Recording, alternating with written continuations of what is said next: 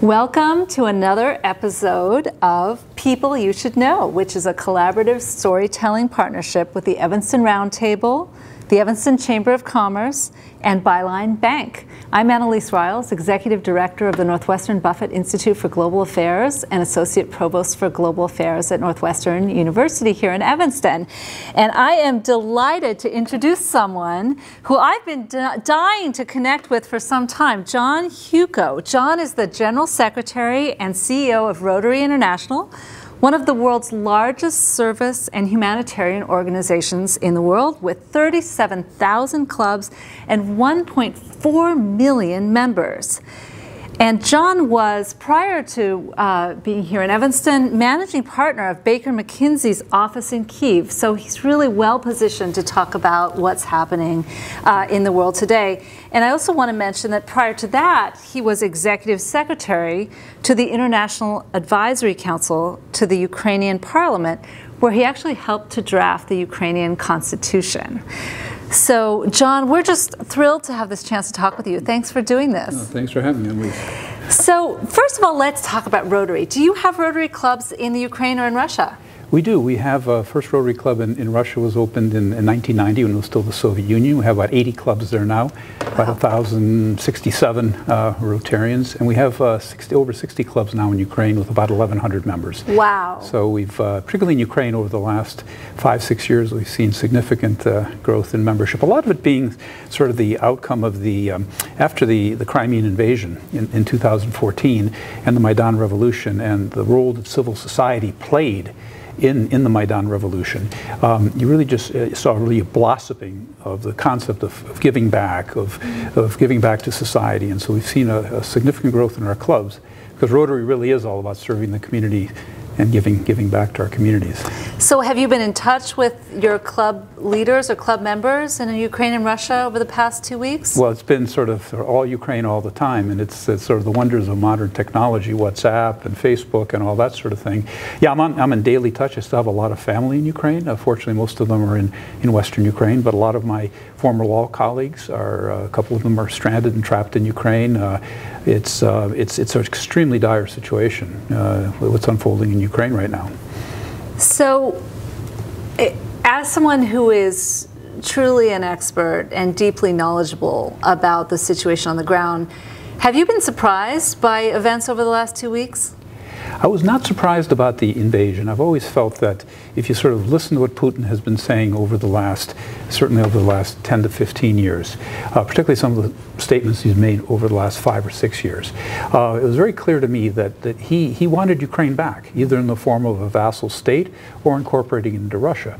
And I'd say there are really four reasons for that. One is that people talk about NATO and NATO expansion as being perhaps something, and I think that was a part of his sort of position and thinking, but I don't think it was the primary one. I think significantly more important was the fact that you know, Ukraine was a budding democracy. It wasn't perfect. Still had issues of corruption, rule of law, but the civil society extremely strong, very free press. 6 individuals have been now president of Ukraine. In fact, if you look at the last presidential election, where Volodymyr Zelensky won the election, he was going up against an incumbent in the post-Soviet space who had Petro Poroshenko. He had all of the levers of state power behind him, and he lost by 75 points. I mean, that's almost unheard of even in most developed Western democracies. And so it was something that, you know, having a thriving Western-leaning democracy on his borders was something that I think he couldn't really fathom. There's also the whole imperial issue of recreating the Soviet Union and the Russian Empire, and if you read the essay that he wrote back in July of 2021, that's sort of pseudo-historical analysis, which is, you know, very error-laden, to be generous. You know, Ukrainians aren't a people, it's not a language, they're just Russians, etc., etc. So I think there were a number of factors that went into his calculus. I think the least was really the NATO piece, and I think the rest of it was much more the recreation of that Soviet empire, of the Russian Empire, the historical roots, etc. So I wasn't surprised at all that he was at some point going to invade. What about the response for the Ukrainians? Did that surprise you? I was in Ukraine I worked in Ukraine from 1991 to 1996. And that first year, 91 to 92, I was working as a legal advisor in the Ukrainian parliament. and was very active in the independence movement, and was in the Ukrainian parliament building when Ukraine declared independence. And my parents are from Ukraine. They came to the States after the Second World War. Grew up in a Ukrainian-American community in Do you speak in Detroit. Ukrainian? I do. Wow. I do. In fact, I went to kindergarten. My English wasn't that great. And I worked there for a long time. And so just the euphoria of, my God, Soviet Union fell apart, independent country, something my parents, grandparents had sort of dreamed of for generations. And it was a bit disappointing because it was obviously the transition from the communism to a post-Soviet state. And countries like Ukraine, Russia had it much easier because when the Soviet Union fell apart, the deal that they cut was Russia would accept all the Soviet debts and obligations, but they got all the Soviet assets, meaning all the embassies, etc. And it just picked up the Soviet bureaucracy, all these ministries, etc.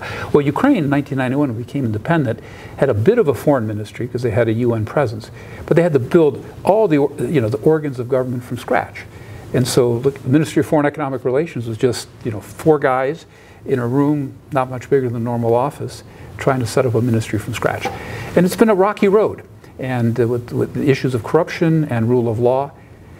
But as we got into the Putin regime, the steps that he did and the actions that he took vis-a-vis Ukraine, even prior to Crimea, but starting with Crimea and subsequent to that, have probably done more to create in the Ukrainians a sense of nationhood and of people than probably any single thing, certainly this century and in the second half of the last century.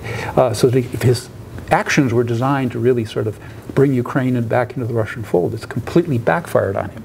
And so for me to see that evolution from early 1991 to now, and this ferocious opposition and heroic that you're seeing from the Ukrainians against the Russians is extraordinarily heartwarming to see, in a sense, because it has sort of been the final step in the development of Ukrainian feeling of nationhood. It's a tragic way to get there.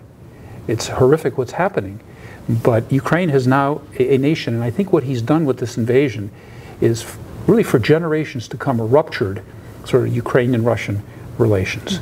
The animosity he's created and the opposition he's created in the Ukrainian people is going to take generations to overcome. But I think we're all just sort of amazed at how they've been able to push back against this extraordinary Russian onslaught. It's incredible. So we're both international lawyers. So tell me how you see the role of the rule of law in this. Is there anything that legal institutions, any role for legal institutions in bringing about justice and peace in this space? Well, I mean, we need to achieve peace. We need the Russians to stand down. We need them to withdraw to certainly where they were before this last invasion took place. They've illegally annexed Crimea. They've illegally gone into Donbass and created these 2 pseudo-independent enclaves. And so from a legal perspective, just about everything that Russia has done vis-a-vis Ukraine is illegal and improper. And so I think the real question you're getting at is are we facing a post-World War II situation of war crimes and serious atrocities being committed? And I think all of us watching TV, certainly listening to the reports that are coming out of the State Department and other places, there seems to be fairly ample evidence that what's happening there, certainly when it all ends, will probably result in some sort of legal repercussions at the International Court of Justice, etc., for some of the protagonists in this horrific invasion.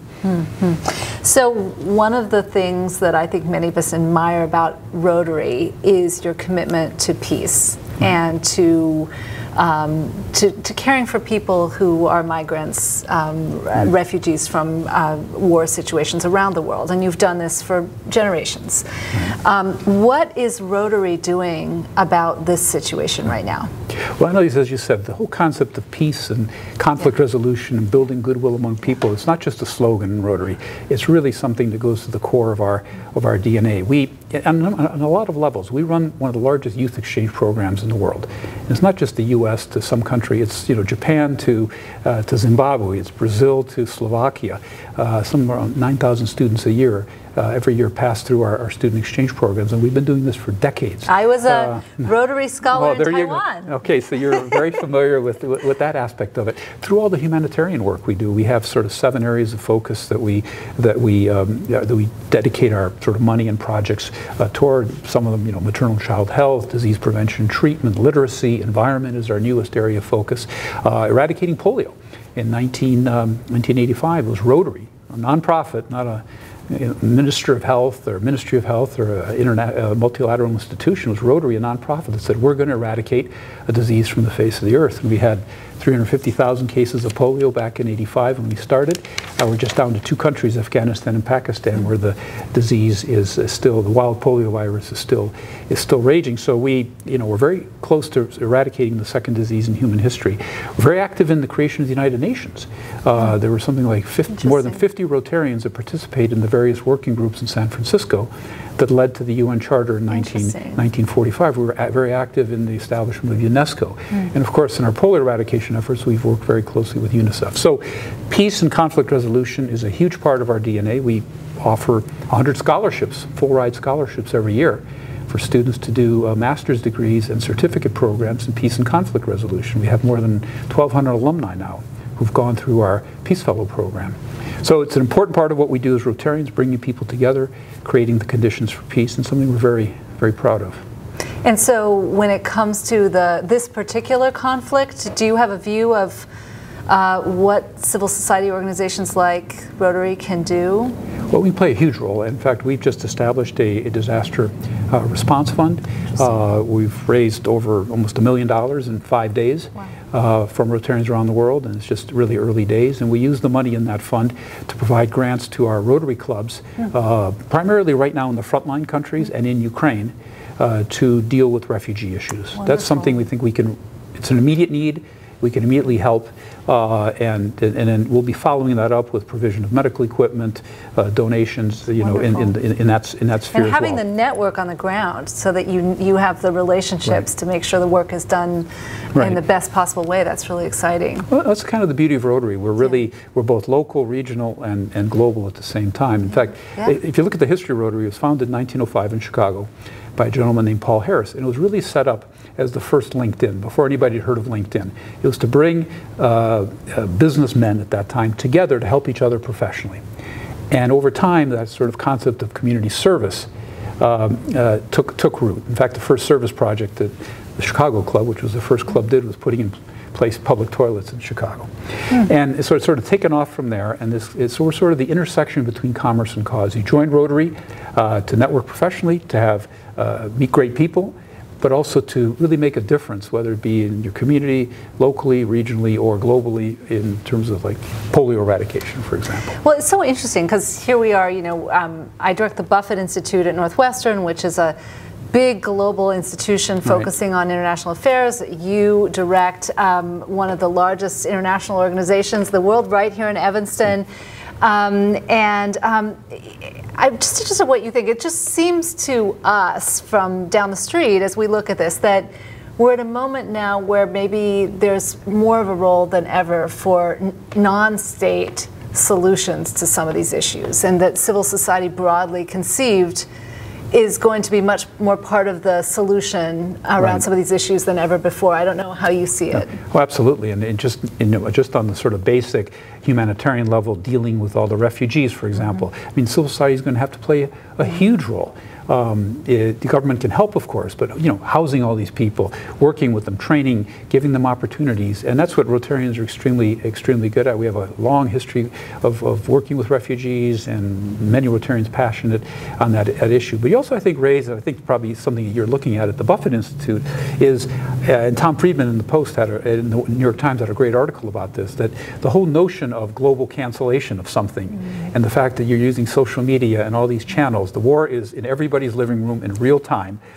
Telegram, all these social media channels, that in a way that's never been possible before in history, you can have an entire global cancellation and a boycott of, in this case, Russia as the aggressor. So it's changed the whole dynamic of public opinion, of managing war, and of hopefully getting to some sort of peaceful resolution. Which also makes me think that another thing that our institutions have in common is that we can, in a world of global council culture, we can be a space where the nuances come out, where the relationships prevail, where we can say, I disagree with you, but I still respect you. I still care about this relationship, and I want to understand it from your point of view.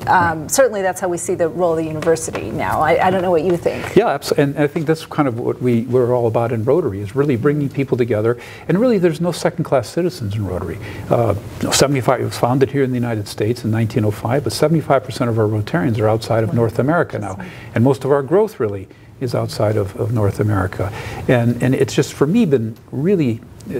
I've been in this job now 11 years, to see this this true multinational, multicultural institution that really works. There's no second-class citizens. We're now here in our boardroom, and our board reflects the internationality of our membership, and we work in 9 languages officially. You can see we have our interpretation booths just like in the United Nations. We simultaneously interpret all of our meetings. I think we have 33 Rotary magazines around the world in 31 languages. So I think we try to embody in not only our rhetoric, but in the way we act, to really promote this idea of goodwill and peace among people in a very, very real way. That's wonderful. Well, let's work together. Let's make Evanston the center of global peace going forward. So look forward to working at the Buffett Institute. Fantastic. Well, listen, there's so much more we could talk about today, but this is all the time we have for now. I just want to thank everyone for joining us, and thank you, John, for all the work that you do. Thank you. Thank you.